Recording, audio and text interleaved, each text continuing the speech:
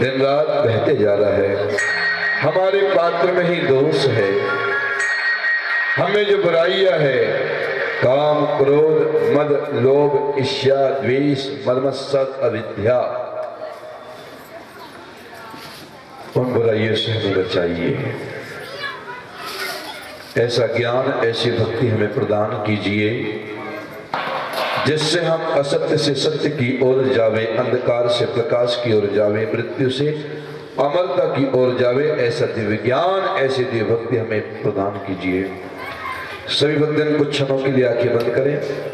आखिर हमें सिर्फ यही शिक्षा मिलती है कि जैसे कि इस कार्यक्रम को करने के लिए न जाने हमें कितना समय लग गया, उसमें से मात्र 7 दिन ही हम दे पाए हैं। तो प्रभु का भी कहना यही है कि 24 घंटे में से सिर्फ 7 मिनट ही मेरे लिए निकाल ले तो मैं आपका ऋणी हो जाऊंगा। ऐसा संभव हो सकता है और हम चाहे तो यह कर भी सकते हैं, और इतना काम करना कोई मुश्किल नहीं है। बहुत ही आनंद के दिन रहे, 7 दिन सभी लोगों ने बहुत ही सहयोग दिया और वो भी दिल से।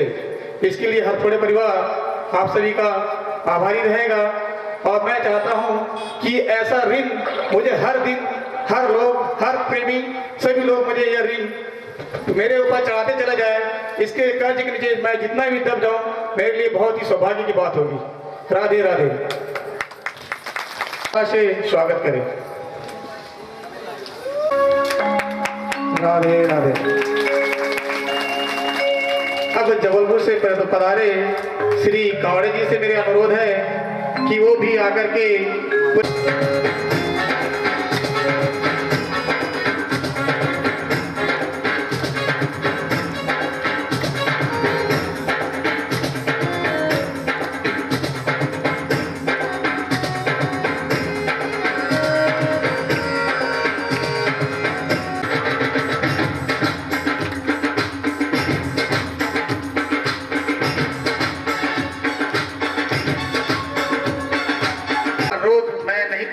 समय के अभाव के कारण, लेकिन हमारे मोहल्ले के जो सबसे बुजुर्ग व्यक्ति है श्री वर्मा जी से मेरा अनुरोध है कि वो पूरे मोहल्ले वालों की तरफ से आकर के हमारे पूज्य श्री प्रभु जी का माला के द्वारा समर्पण स्वागत करें।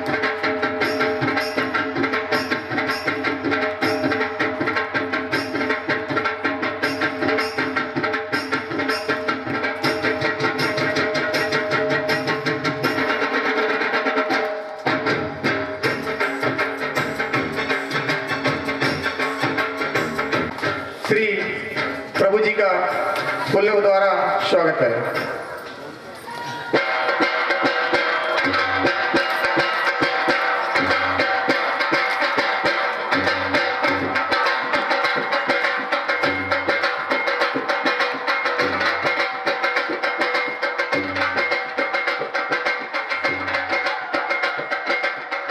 बहुत सी माताएं भी प्रभु जी का अभिवादन करना चाहती है, पर ये सोचे कि हम ही प्रभु जी का अभिवादन कर रहे हैं। राधे राधे, बोलो जोर से, राधे राधे।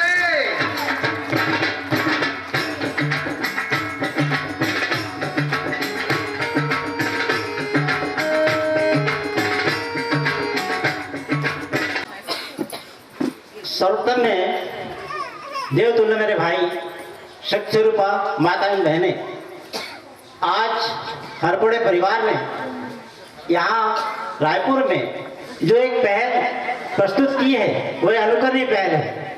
मैं सभी लोग इनको जानते नहीं होंगे, लेकिन एक मिनट के लिए मैं जो हरपुड़े परिवार है बिहार गांव का, उनसे अनुरोध करता हूँ कि थोड़ा सब खड़े हो जाए ताकि लोग समझ सके कि ये परिवार क्या है और कैसा उनने अपने एक अनुकरणीय पहल के द्वारा समाज का और अपने जिले का नाम रोशन किया। एक क्षण के लिए सभी आ जाए, सभी लोग उनका ताली बंधन करके अभिनंदन करेंगे।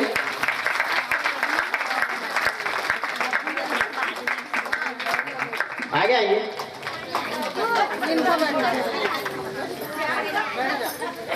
इनमें सबसे बड़े हैं श्री रामाजी हरपोड़े जी, उनके बाद है श्री गणेश जी हरपोड़े जी, उनके बाद है जो स्वयं जिन्होंने यहाँ आयोजन किया है श्री रमेश जी हरपोड़े जी, और उनके पश्चात है श्री सूरज जी हरपोड़े जी। इस हरपोड़े परिवार के कारण ही हम इस 7 दिवसीय संगीत में प्रवचन का आनंद ले सके और पुण्य कमा सके, इसके लिए उन्हें लाख लाख बधाई।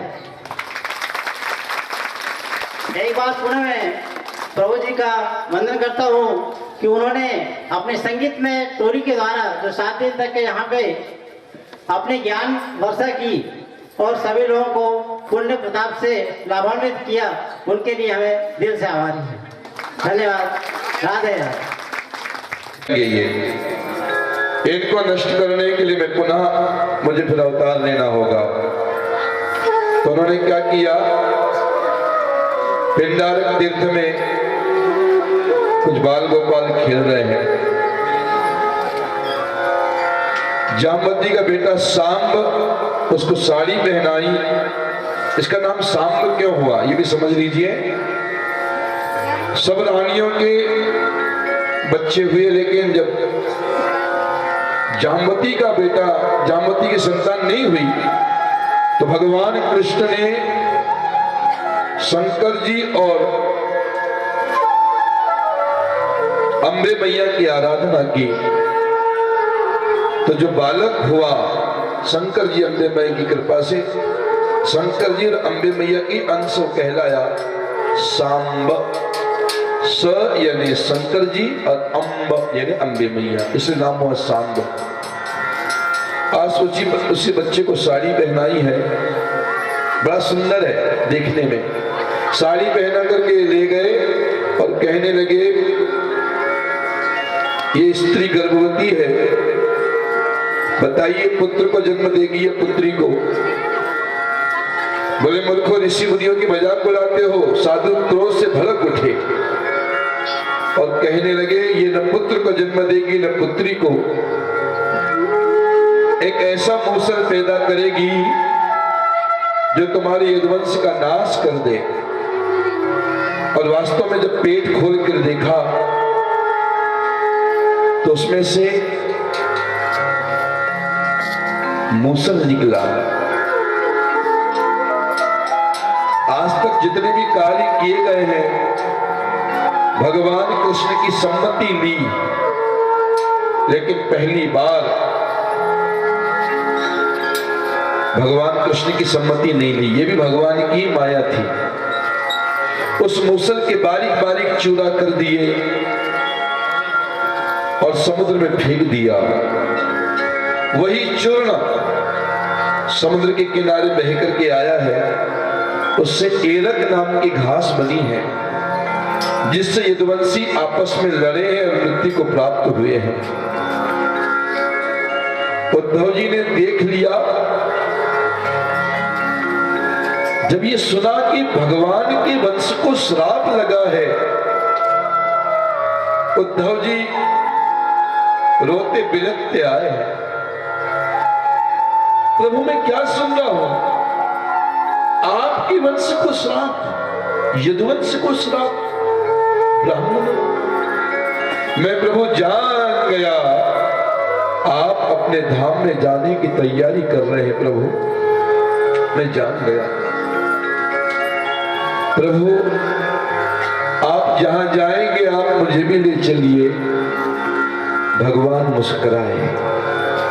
हे उद्धव, अकेले आना है और अकेले जाना है। फिर भी लोग एक दूसरे पे आसक्ति रखते हैं, ये बड़ा आश्चर्य है। हे उद्धव, यदि सत्य है तो केवल परमात्मा का नाम सत्य है।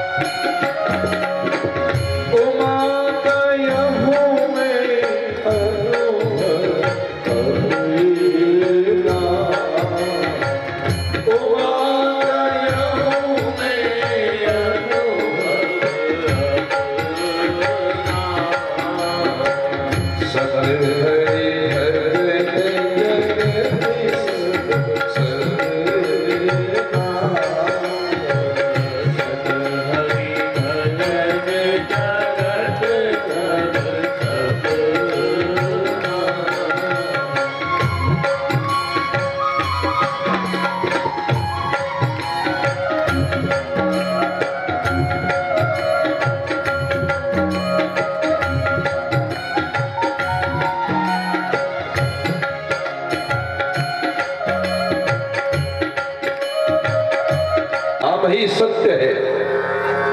भूतपूर्व राष्ट्रपति, भूतपूर्व प्रधानमंत्री, भूतपूर्व शिक्षक है ना, पर भूतपूर्व रामचंद्र, भूतपूर्व कृष्ण नहीं, वो थे, है और रहेंगे। नारायण। तो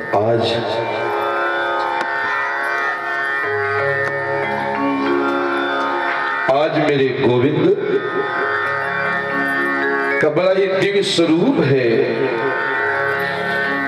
नारायण हरि श्रीनाथ जी के रूप में मेरे गोविंद पधार रहे हैं। राधे राधे, जय हो। ओम श्रीनाथाय नमः।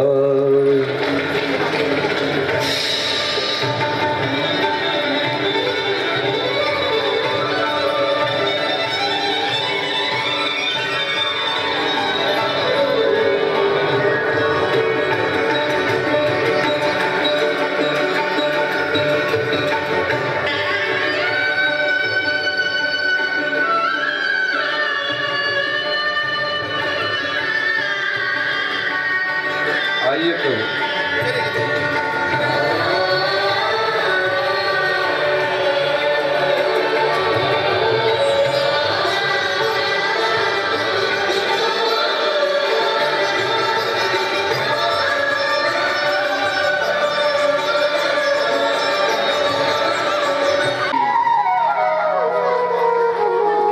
वृंदावन से यमुना जी सीधे यहाँ आ गई रायपुर में आपको दर्शन देने के लिए। श्रीनाथ जी पधारे हैं। पुनः करतल ध्वनि से प्रभु का वंदन।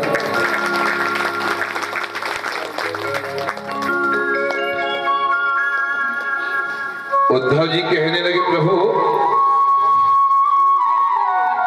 आप जहां जाएंगे मुझे ले चलिए ना।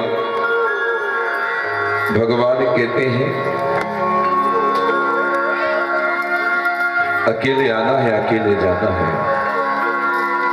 मैं तुम्हें तत्व ज्ञान देता हूं जो उद्धव जी, हे उद्धव, जो ज्ञान यदु राजा को दत्तात्रेय जी ने दिया था।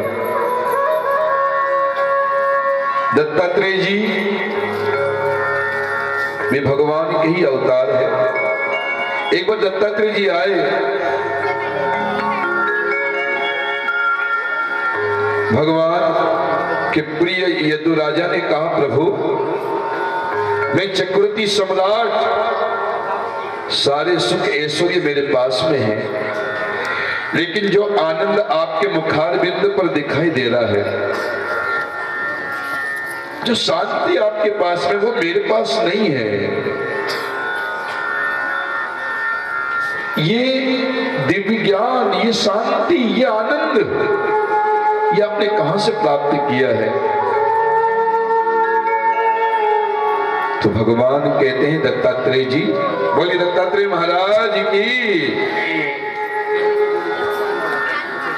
दत्तात्रेय जी कहते हैं कि दीक्षा गुरु एक होता है, शिक्षा गुरु अनेक होते हैं। और मेरे एक नहीं, दो नहीं, 20 नहीं, 22 नहीं,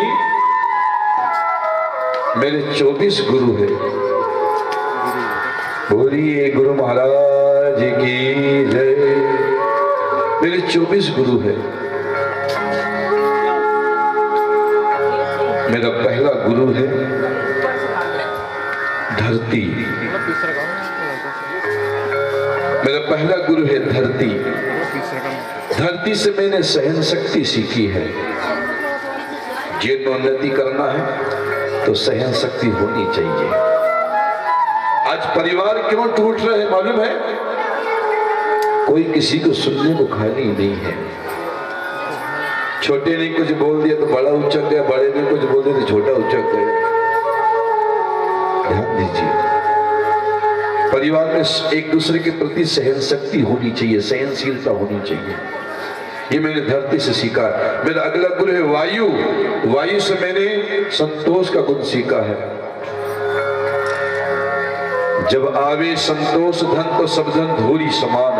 मेरा तीसरा गुरु है आकाश। आकाश से मैंने सीखा है जिस प्रकार परमात्मा सर्वव्यापी है, मेरे गोविंद मेरे आकाश भी सर्वव्यापी है। मेरा अगला गुरु है जल। जल से मैंने मधुरता शीतलता का उपदेश पाया है। जीवन में उन्नति करना है तो वाणी में व्यवहार में मधुरता शीतलता होनी चाहिए। कोयल किसी को क्या दे देती है और कौवा किसी का क्या ले लेता है? केवल मीठी वाणी। मीठी वाणी कोयल बोलती सबको प्रिय लगती, कौवा काव काव करता सब भगा देते उसको। जल से सीखना है कि शीतलता मधुरता जीवन में होना चाहिए। क्या लेके जाते हैं? बस यही तो। अच्छा बोलता था, मीठा बोलता था, ये बोलते हैं लोग। काय कहते हैं कड़िया था, ढंग का बोलता भी नहीं था, बोलने का सुधवाना नहीं था। यही खुसुर फुसुर करते ना पीठ पीछे। अच्छा था बुरा था, वाणी कहीं तो है।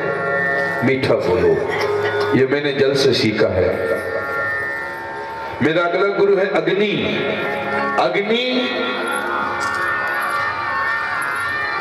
अभी भी हमने हवन किया। हवन में आड़ी लकड़ी, टेढ़ी लकड़ी डाली, सीधी लकड़ी डाली, मोटी डाली। अग्नि ने क्या किया? सबको अपने आप में समाहित कर लिया। ध्यान दीजिए, अग्नि से सीखना है कि जीवन में कभी किसी व्यक्ति के दुर्व्यवहार को मन में न रखे। किसी के पापों के बारे में सोचना भी पाप है। उसको विवेक रूपी अग्नि से जला देना है।